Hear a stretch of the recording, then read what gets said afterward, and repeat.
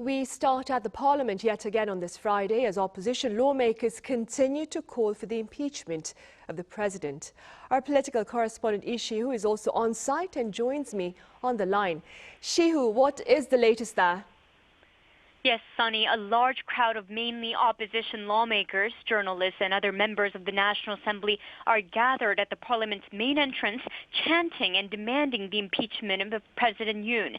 This has been taking place since around 3 this afternoon when an unconfirmed word about President Yoon's potential appearance at the Parliament began to spread among reporters and lawmakers, following a closed-door meeting between the President and the ruling People Power Party leader Han Dong-hoon.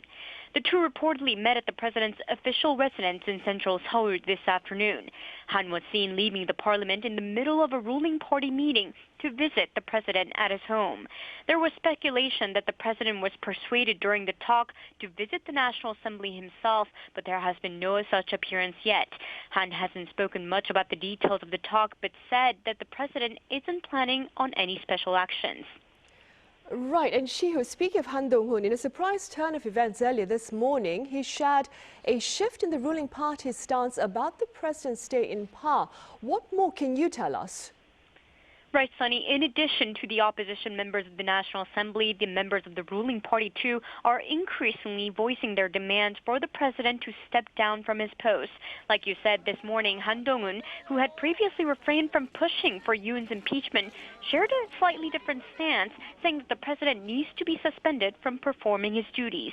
Just yesterday, he said that he'll work to prevent the passing of the impeachment motion on Yoon to minimize damage from unprepared chaos to the people of South Korea and the supporters of PPP.